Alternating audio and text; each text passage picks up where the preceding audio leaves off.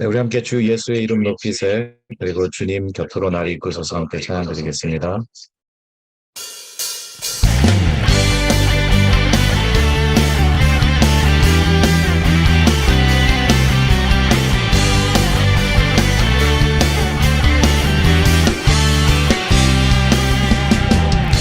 주 예수의 이름 높이세, 온 땅을 덮는 깃발처럼 모든 사람 진리를 보며 주 대신 주를 주 예수의 이름 높이세, 온 땅을 덮는 깃발처럼 모든 사람 진리를 보며 주 대신 주를 알리. 주 예수여, 주 예수여, 높임을 받으시옵소서. 주 예수여, 주 예수여, 높임을 받으시옵소서.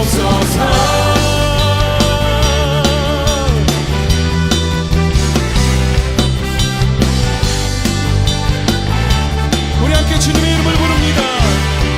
주 예수의 이름 높이세. 주 예수의 이름 높이세, 온 땅을 덮는 깃발처럼 모든 사람 진리를 보며 주 대신 주를 알리. 주 예수의 이름 높이세, 온 땅을 덮는 깃발처럼 모든 사람 진리를 보며 주 대신 주를 알리. 주 예수여, 주 예수여, 높임을 받으시옵소서. 주 예수여, 주 예수여, 높임을 받으시옵소서. 한 걸음씩 전진하며 이 땅을 정복해가네. 기도로 무기 삼으면 원수는 무너지리라.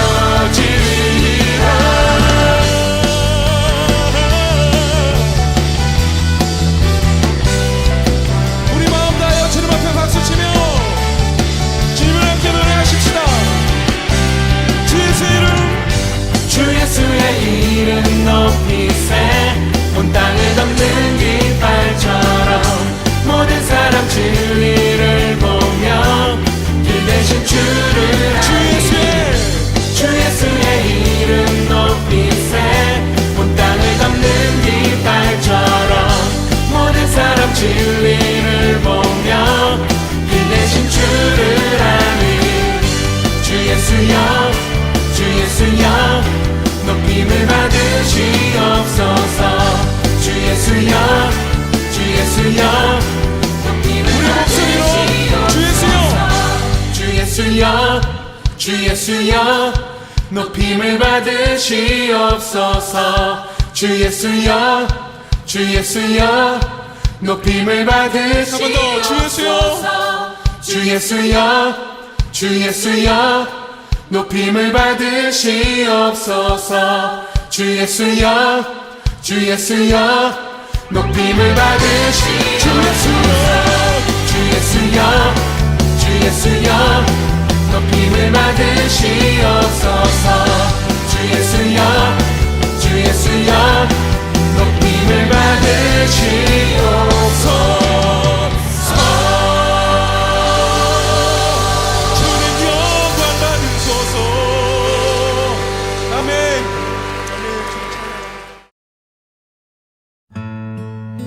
주님 곁으로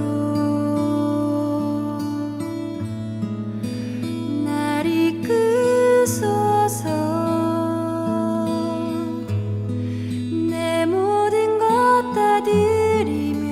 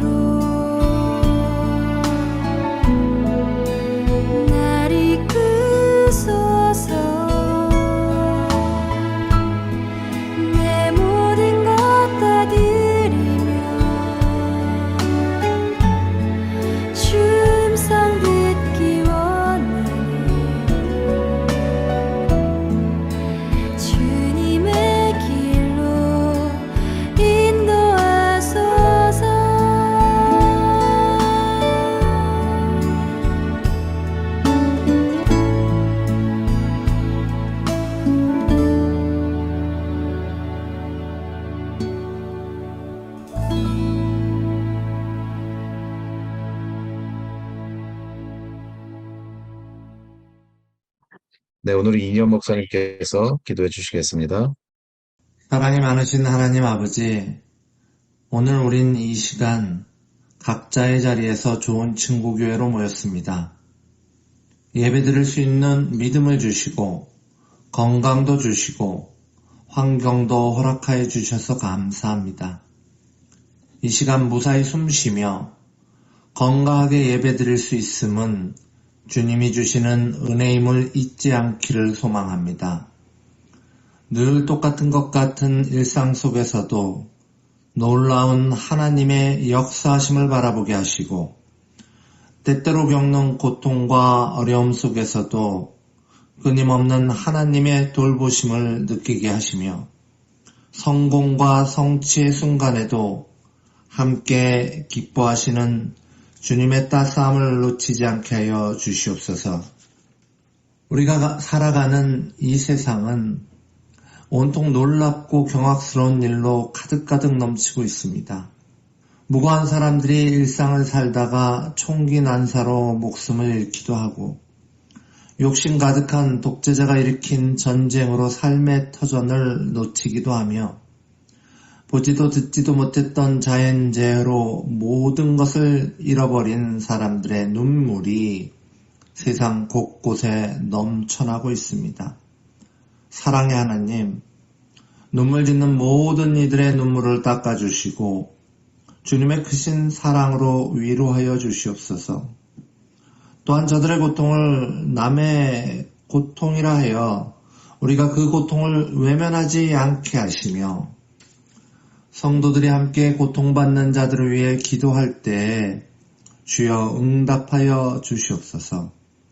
사랑의 하나님 아버지, 우리는 온라인으로 모이는 좋은 친구 교회입니다. 주여 이 교회를 예비하시고 마음을 주셔서 세우셨사오니 우리 교회가 예수의 몸된 교회로서 풍성한 생명력을 갖게 하시며 주님의 말씀이 넘쳐나게 하시며 성도의 교제가 멈추지 않게 하시며 함께 위로함으로 주 안에서 하나 되게 하여 주시옵소서. 그리하여 교회의 온전한 사명인 예수의 복음을 전하는 일에 부족함이 없도록 하여 주시옵소서. 오늘 말씀을 담당하시는 이용표 목사님의 영과 육을 강건케 하사 하나님의 말씀을 담대히 선포하게 하시며 듣는 모든 심령이 하나님의 음성을 확인하는 놀라운 은혜가 넘치도록 하여 주시옵소서. 예배를 위해 수고하는 모든 스태프들과 구제를 위해 수고하는 모든 손길 위에 주님의 상 주시는 은혜가 넘쳐나게 하여 주시옵소서. 모든 말씀 우리 주 예수 그리스도의 이름으로 기도합나이다. 아멘. 이제 주님께서 가르쳐 주신 기도로 함께 기도하겠습니다. 하늘에 계신 우리 아버지여, 이름이 거룩히 여김을 받으시오며 나라가 임하시오며 뜻이 하늘에서 이루어진 것 같이 땅에서도 이루어지이다. 오늘 우리에게 일용할 양식을 주시옵고 우리가 우리에게 죄 지은 자를 사하여 준 것 같이 우리 죄를 사하여 주시옵고 우리를 시험에 들게 하지 마시옵고 다만 악에서 구하시옵소서. 나라와 권세와 영광이 아버지께 영원히 있사옵나이다. 아멘. 네, 오늘 함께 나눌 말씀은 창세기 12장 1절부터 4절까지 말씀입니다. 제가 봉독해 드리겠습니다. 여호와께서 아브라함에게 이르시되 너는 너의 고향과 친척과 아버지의 집을 떠나 내가 내게 보여줄 땅으로 가라. 내가 너로 큰 민족을 이루고 내게 복을 주어 내 이름을 창대하게 하리니 너는 복이 될지라. 너를 축복하는 자에게는 내가 복을 내리고 너를 저주하는 자에게는 내가 저주하리니 땅의 모든 족속이 너로 말미암아 복을 얻을 것이라 하신지라. 이에 아브라함이 여호와의 말씀을 따라갔고 롯도 그와 함께 갔으며 아브라함이 하란을 떠날 때에 75세였더라. 아멘. 네, 오늘은 믿음의 길이라는 제목으로 이용표 목사님께서 말씀 전해주시겠습니다. 반갑습니다. 예, 오늘 특별히 우리 예배에 처음 오신 분들 주님의 이름으로 환영합니다. 우리가 하나님을 영적으로 만나고 난 뒤에 그 삶은 믿음의 길이라고 할 수 있겠습니다. 삶의 여정이 탄탄대로와 같이 모든 일에 막힘없이 형통하기를 바라는 것은 모든 사람의 바람이겠지요. 마찬가지로 믿음의 길을 가는 우리들도 형통하게 믿음의 길을 가기를 소원합니다. 그래서 신앙인들도 환난과 교통을 겪지 않고 그런 길을 가기를 늘 원하며 또 그것을 위해 기도를 하지요.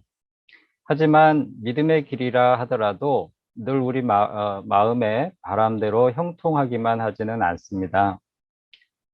그럴 때는 믿음이 흔들리고 또 우리가 가는 이 길이 과연 나에게 좋은 길인가, 과연 이 길이 옳은 길인가라는 의심이 들기도 합니다. 그렇다면 믿음의 길이란 과연 어떤 길일까요? 믿음의 길에 대한 이해는 그런 의심이 들 때 우리가 어떤 마음을 가져야 하는가에 대한 길잡이가 되줄 것입니다. 믿음의 조상이라고 불리는 아브라함이 걸었던 믿음의 길을 살펴보면서 우리가 가고 있는 믿음의 길에 대해 생각해 보는 그런 시간을 갖기를 바랍니다. 아브라함이 갔던 믿음의 길은 첫 번째, 떠남으로 시작할 수 있는 길이었습니다. 본문 1절 말씀을 다시 한번 읽어보겠습니다. 여호와께서 아브라함에게 이르시되 너는 너의 고향과 친척과 아버지의 집을 떠나 내가 내게 보여줄 땅으로 가라. 아멘. 아직까지는 성경에 아브라함의 이름이 아브람으로 나오지요. 나중에 하나님께서 아브라함으로 이름을 바꾸어 주십니다. 저는 다 알고 있기 때문에 이 시간에는 본문에는 아브람이라고 나오지만 아브라함으로 나누도록 하겠습니다. 하나님은 아브라함에게 믿음의 길을 가기 위해서 너의 고향과 친척과 아버지의 집을 떠나라라고 명령하셨고, 아브라함은 그 말씀에 따라 지금까지 그가 살아왔던 곳을 떠남으로써 믿음의 길을 시작했습니다. 믿음의 길을 가기 위해서는 먼저 떠나야 했던 것이죠. 아브라함이 떠나야 했던 이 고향과 친척과 아버지의 집은 그에게 어떤 곳이었을까요? 그곳은 그전까지는 아브라함에게 삶의 기반이 되는 곳이었으며 그의 삶을 지탱해 주는 곳이었습니다. 모든 것이 익숙한 곳이었기 때문에 편안함과 안정감을 주었고 또 먹고 사는 문제에서 오는 근심 걱정을 해결할 방법을 찾기가 쉬운 곳이었어요. 그리고 삶의 기쁨과 슬픔으로 함께 나눌 수 있는 그런 사람들이 있는 곳이었기에 삶의 외로움을 달랠 수 있는 곳이기도 했습니다. 또한 이러한 익숙한 환경과 친밀한 인간 관계는 다가올 미래에 대하여 어느 정도 예측할 수 있는 환경을 만들어 주었을 것입니다. 그래서 알 수 없는 미래에 대한 불안감을 어느 정도 씻어주는 그런 곳이기도 했습니다. 때문에 사실 고향과 친척과 아버지의 집을 떠나기로 결심하는 것은 결코 쉬운 일이 아니죠. 익숙한 곳을 떠나본 경험이 있는 사람들은 아마도 아브라함의 마음을 조금은 공감할 수 있을 것 같습니다. 저는 지금까지 살아오면서 멀리 이사를 했던 3번의 경험이 있습니다. 대안학교 사역을 위해서 서울에서 충청북도로 이사를 했었고, 또 교회 사역을 위해서 충북에서 저 멀리 남동쪽 바닷가에 있는 울산이라고 하는 도시로 이사를 했다가 또 지금 하는 사역을 위해서 다시 서울로 이사를 왔습니다. 나중에 알게 된 사실인데 이사를 할 때마다 제 2 아들은 친구들과 헤어져야 하고 또 새로운 환경과 사람들에 적응해야 하는 일에 굉장히 많은 스트레스를 받았다라는 것을 알았습니다. 물론 제 아내도 마찬가지였고요.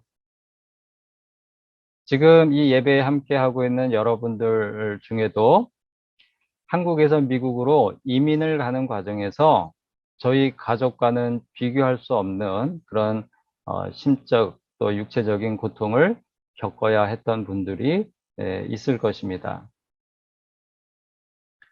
아브라함은 어땠을까요? 지금은 우리가 미리 정보를 검색해서 미리 준비를 할 수 있는 그런 시대입니다. 그렇죠? 어딘가로 옮겨가려면 그곳에 대한 사정, 또 어떻게 그곳에서 생활을 해야 되는지 이러한 정보들을 우리가 비교적 쉽게 얻을 수 있어요. 하지만 아브라함 당시에는 미지의 세계에 대한 사전 정보를 지금처럼 자세하게 알 수 없는 시대였습니다. 그리고 한 번도 가본 적이 없는 길을 가기 때문에 가는 길에 도적들을 만날 수도 있고요.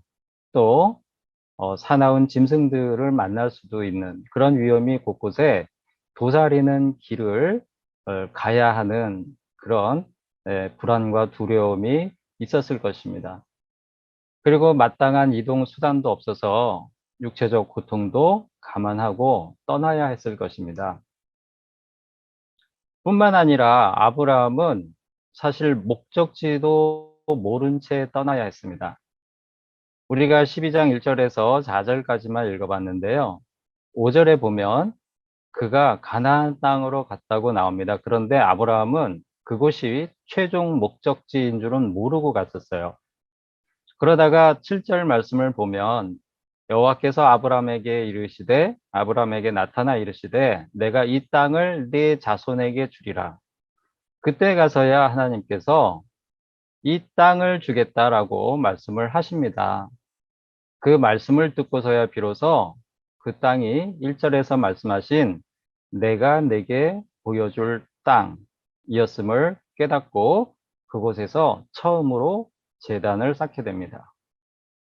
이렇듯 아브라함에게 있어서 믿음의 길은 여러 가지 위험과 또 고통, 또 어딘지 알지 못하면서 오는 불안감을 무릅쓰고 떠남으로써 시작된 길이었습니다.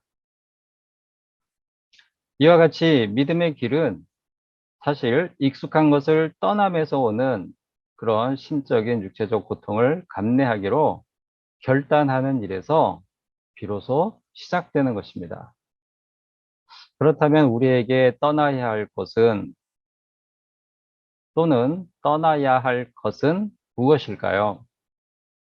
이 떠남은 당연히 물리적으로 먼 곳으로 가는 것을 뜻하는 것은 아닙니다. 영적인 의미에서 그동안에 익숙하고 편안함과 안정감을 느끼게 해주었던 것들에서 과감하게 떠나는 것을 의미하는 것일 것입니다. 그런 것들에는 무엇이 있을까요? 하나님께서 기록하신 사도 바울의 고백에서 힌트를 얻을 수 있을 것 같습니다. 사도 바울 역시 믿음의 길을 가기 위해서 떠나고 버렸던 것들이 있습니다. 빌립보서 3장 7절 말씀을 우리 같이 읽어보겠습니다. 그러나 무엇이든지 내게 유익하던 것을 내가 그리스도를 위하여 다 해로 여길 뿐더러 또한 모든 것을 해로 여김은 내 주 그리스도 예수를 아는 지식이 가장 보상하기 때문이라. 내가 그를 위하여 모든 것을 잃어버리고 배설물로 여김은 그리스도를 얻고. 아멘. 사도 바울은 믿음의 길을 가면서 과거 자신에게 유익하던 것을 다 해로 여기고 심지어는 배설물로 여긴다고 고백하고 있습니다. 그에게 유익을 주던 것들에는 무엇이 있을까요? 그는 유대 민족의 강한 정체성을 가지고 있었고요. 그리고 해박한 율법 지식도 가지고 있었습니다. 유대인들이 지키던 전통과 관습에도 그는 해박한 그런 지식을 가지고 있었습니다. 그러니 유대교에 대한 강한 신념이 있었고요. 또 열정이 있었죠. 이런 것들은 아브라함의 고향과 친척과 아버지의 집을 떠나라고 할 때에 그 고향과 친척과 아버지의 집과 같이 사도 바울이 예수님을 만나기 전까지 그의 삶을 단단하게 지탱해주는 그런 기반이 되어 주었던 것들입니다. 그래서 그는 스데반의 살인의 증인이 되었고요. 또 그리스도인들을 박해하는 일에 앞장서기를 주저하지 않았고, 오히려 그러한 일들에 자부심을 느꼈는데 그렇게 하도록 만들어 주었던 것들이죠. 하지만 그가 예수님을 만나고 진정한 믿음의 길을 시작하면서 그는 그 모든 것에서 떠났습니다. 그 모든 것을 해로 여겼고 그 모든 것을 배설물로 여겼던 것이죠. 그러면서 믿음의 길을 가는 사람들에게 자신과 같이 그런 옛사람의 모습을 벗어버리길 강하게 권면합니다. 에베소서 4장 21절 24절 말씀을 읽어보겠습니다. 진리가 예수 안에 있는 것 같이 너희가 참으로 그에게서 듣고 또한 그 안에서 가르침을 받았을진데 너희는 유혹의 욕심을 따라 썩어져가는 구습을 따르는 옛사람을 벗어버리고 오직 너희의 심령이 새롭게 되어 하나님을 따라 의와 진리의 거룩함으로 지으심을 받은 새 사람을 입으라. 아멘. 사도 바울은 이 말씀에서 예수님의 가르침을 받아 믿음의 길을 가는 사람들에게 그동안 그들이 세상의 욕심을 따라 살던 결국에는 썩어져 사라질 옛사람을 벗어버리고 새 사람을 입으라고 강권합니다. 그러므로 믿음의 길은 시작하기에 앞서 우리에게 옛사람의 모습을 떠나서 새롭게 변화된 모습으로 살아가겠다는 결단을 하도록 촉구하는 길입니다. 우리가 떠나야 할 고향과 친척과 아버지의 집이 있다면 무엇이 있을까요? 하나님을 만나기 전까지 지니고 있었던 썩어져가는 구습을 따르는 옛사람의 모습이 있다면 그것이 우리에게는 떠나야 할 고향과 친척과 아버지의 집이 될 것입니다. 그것은 죄악된 행동일 수 있고요. 또 세상의 가치관과 신념과 또는 우리가 지니고 있었던 기질일 수도 있고 성품일 수도 있습니다.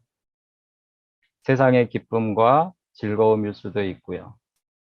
우리가 마음으로 의지했던 어떤 대상이나 물건일 수도 있습니다. 그래서 예수님을 알기 전까지는 우리는 그것이 유익인 줄 알았지만 예수님을 알고부터는 그것이 해가 되는 것임을 깨닫게 되는 것들, 그런 것들이 있다면 그것들이 바로 믿음의 길을 가기 위해서 버리고 떠나야 할 우리들의 고향과 친척과 아버지의 집이 되는 것이죠. 둘째, 아브라함이 갔었던 믿음의 길은 어떤 길이었느냐? 바로 무한도전의 길이었습니다. 이 무한도전이라는 한국 예능 프로그램이 있었죠. 지금도 유튜브에 많이 우리가 유튜브에서 볼 수 있는데 무한도전은 원래 무모한 도전으로 시작했었다고 합니다. 저는 기억이 나지 않는데요. 제가 찾아봤어요. 그러니까 처음에는 무모한 도전으로 시작했던 프로그램이었다고 그래요. 멤버들이 나와서 말 그대로 여러 가지 컨셉의 무모한 도전을 시도하면서 시청자들에게 많은 웃음을 안겨줬던 그런 장수 예능 프로그램이었죠. 그런데 사실 아브라함의 믿음의 길도 무모한 도전과 같은 그런 길이었습니다.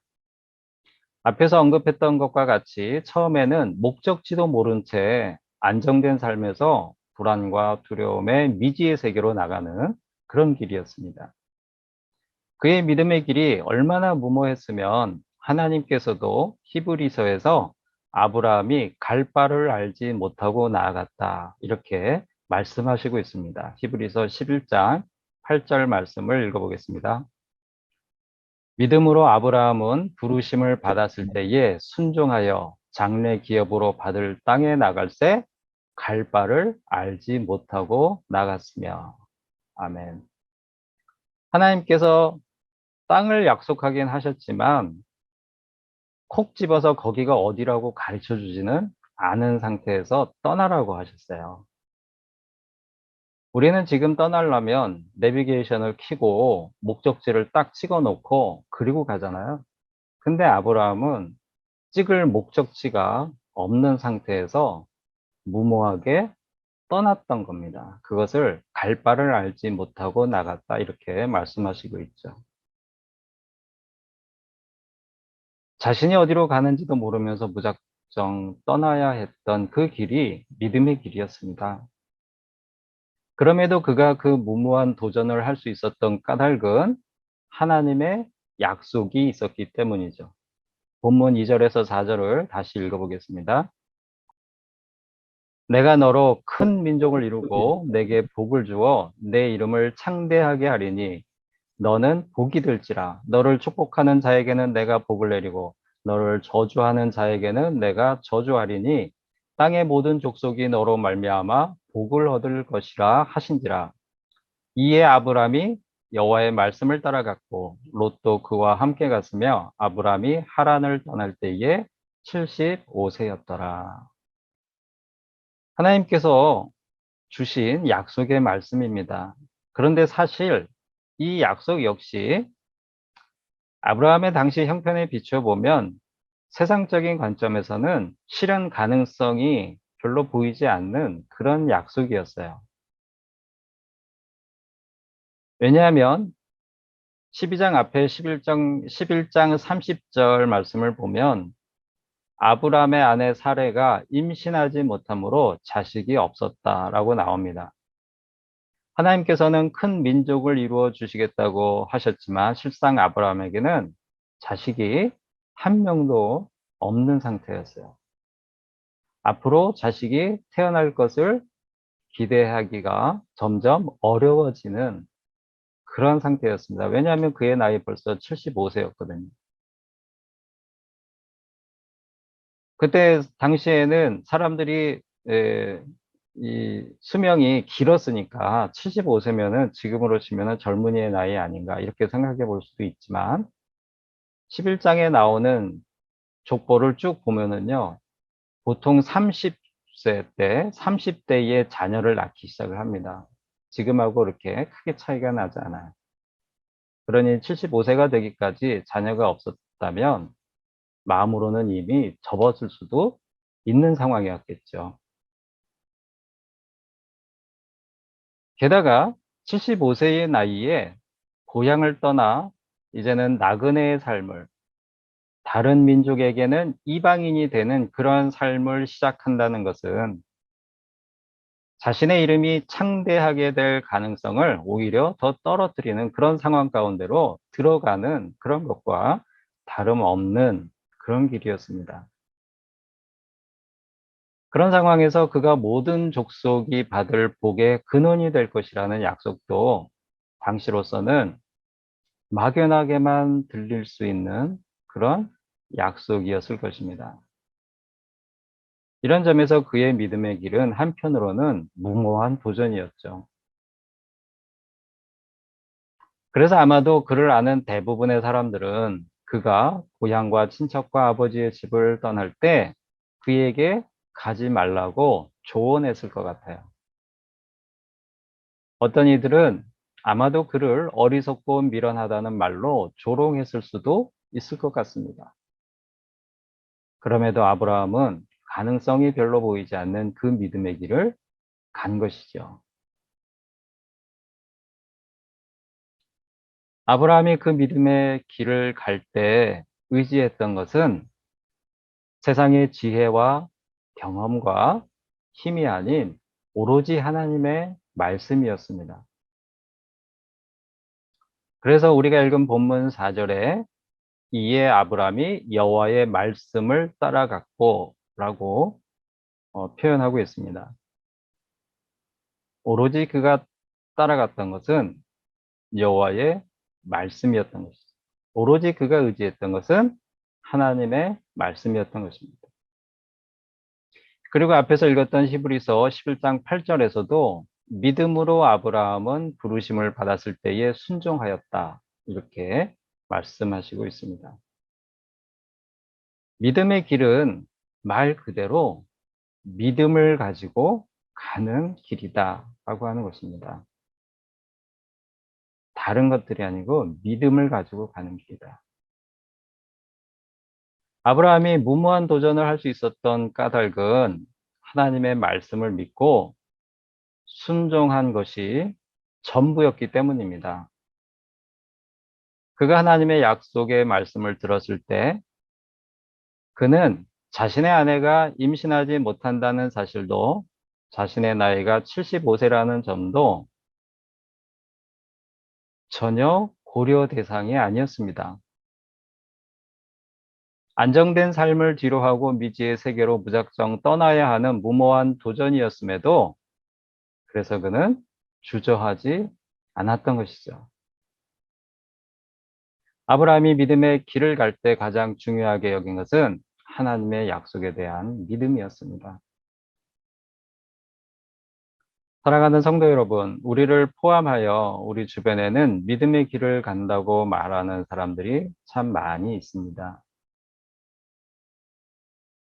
그런데 가만히 보면 교회를 다닌다고 반드시 믿음의 길을 간다라고 말할 수 없을 것 같아요. 교회를 다니면서도 믿음의 길을 가지 않는 사람들이 있습니다.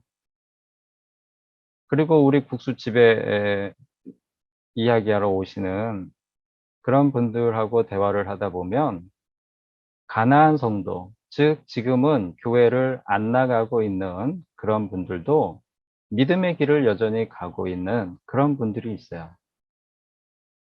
교회를 가고 안 가고가 중요한 게 아니고요. 하나님을 믿는 믿음이 있느냐, 그 믿음을 가지고 신앙생활을 하고 있느냐, 그게 중요한 거죠.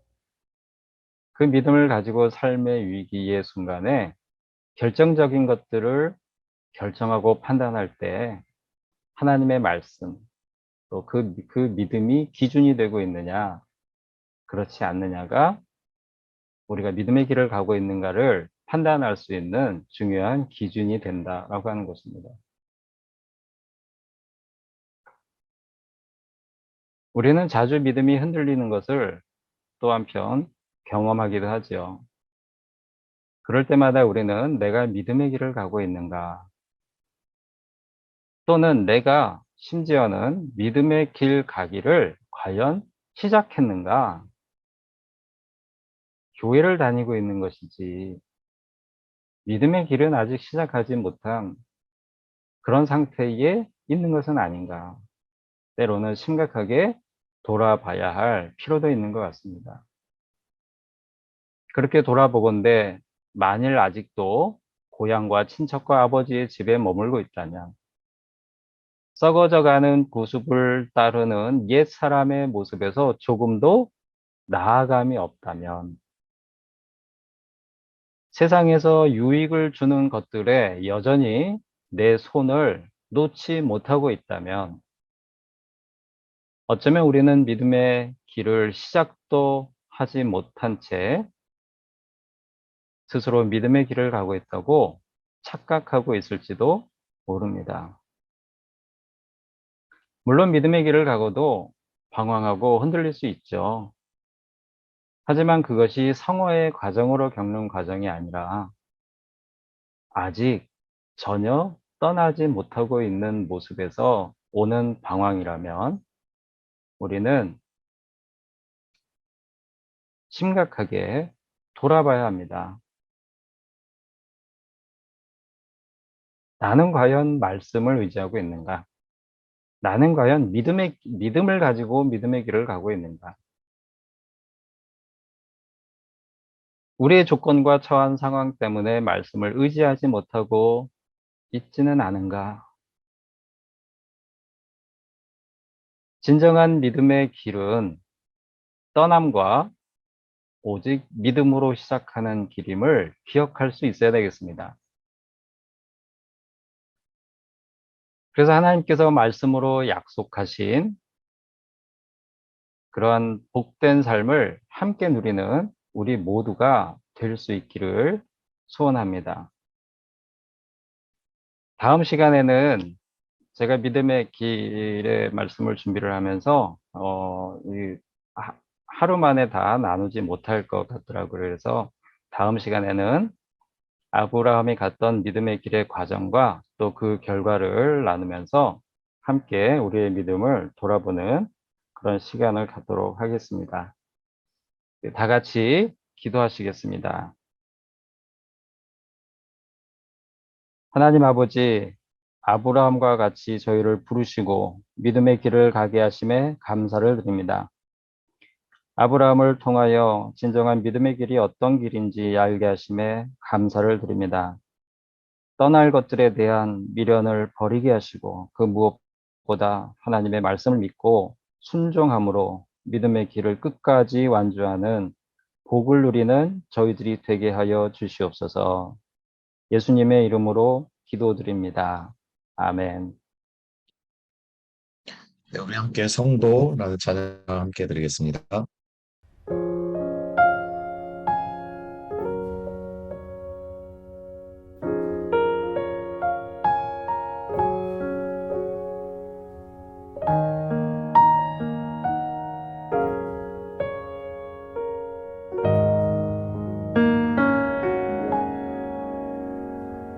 성도는 홀로 있어도 혼자가 아님은 하나님 함께 계시네. 지금도 함께 계시네.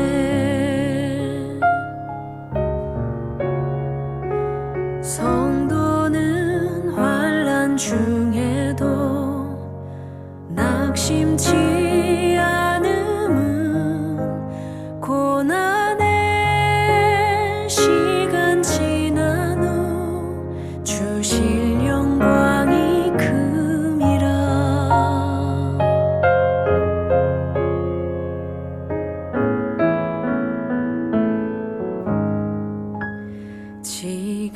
지금까지 지내온 것 주의 크신 은혜라.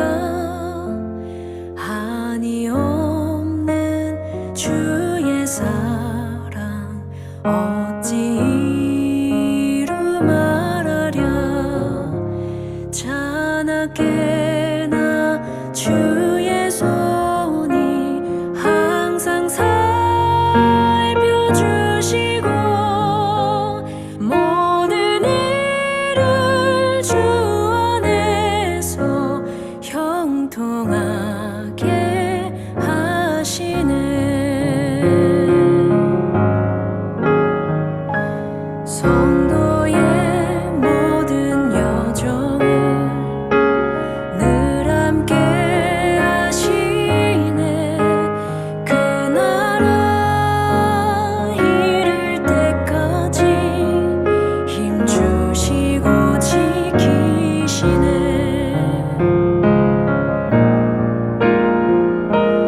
이 땅을 떠난 후에는 그 나라 거기서 주님과 함께 살리라.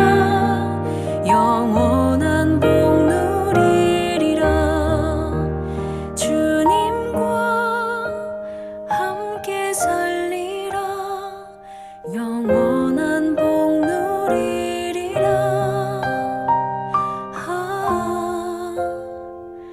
영원한 복 누리리라.